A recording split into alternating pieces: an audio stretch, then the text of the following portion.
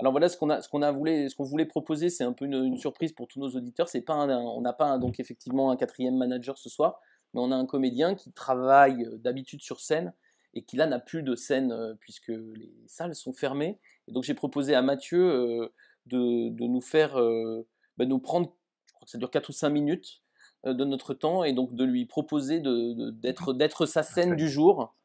Et donc, fais-nous ton art, et puis on en discute quelques minutes après. En tout cas, merci de bien vouloir le faire avec nous. Eh bien, merci de m'accueillir et ben, c'est parti. C'est une fable de La Fontaine de la bêtise humaine et elle s'appelle La vache folle. Une vache divine, la Marilyn des Prés, du salon de Paris revint auréolée. Ah, ses côtes premières et sa paire de pies à faire tourner la tête des taureaux éblouis. Chirac aurait aimé tâter le cul de cette vache tout en buvant sa bière, qu'il préfère au grenache. Dans une limousine, elle fut ramenée à sa ferme natale de Bourgogne-Franche-Comté. Toutes ses congénères, de race charolaise, l'attendaient ruminant, pieds dans leur charentaise. Marilyn paradait, en évitant les bouses, des grands poupoupidous pour les rendre jalouses. Ah, les hommes préfèrent les blondes d'Aquitaine. Poussez-vous, les blondasses, laissez passer la reine. J'ai des jambes sublimes, vous, des jambons de Bayonne. Faites pas ces têtes de veau, ça vous rend bien plus conne. Les autres l'écoutaient d'une oreille distraite. Elles s'en foutaient comme de leur première retraite. Les filles, on me réclame aux quatre coins de la terre, des princes d'Arabie à la reine d'Angleterre. Je serai vénérée comme une vache hindoue. Sur le champ, je vous quitte, allez, bisous, bisous. Un oiseau migrateur qui passait par hasard lâcha ces quelques mots au joli steak tartare. Vous courez au péril en traversant la Manche.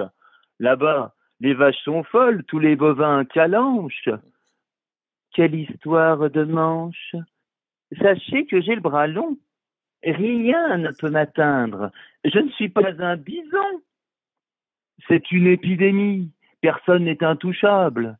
De plus, vous faites courir un risque à vos semblables.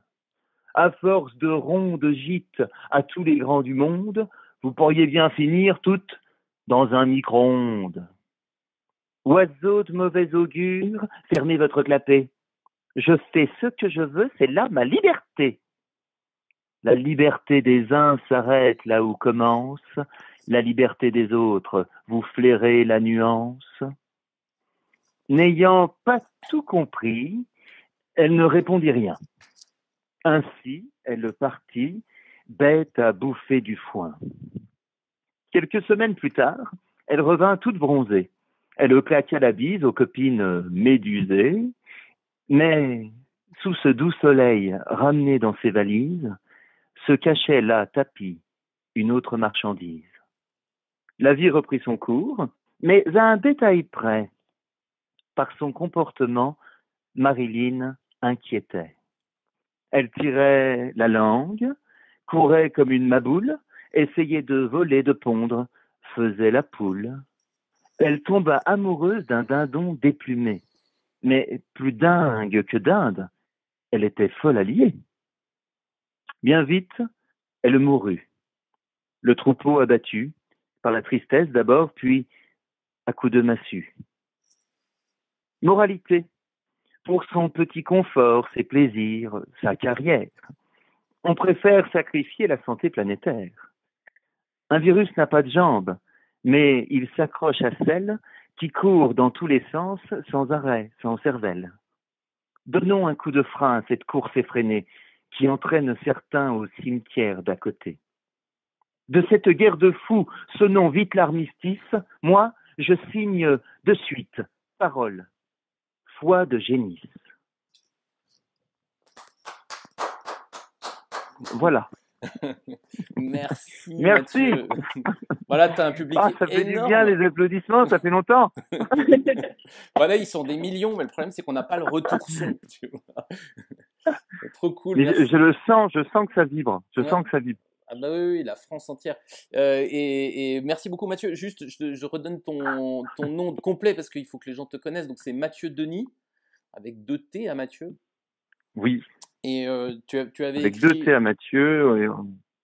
et tu avais écrit une autre fable. C'était comment elle s'appelait Oui,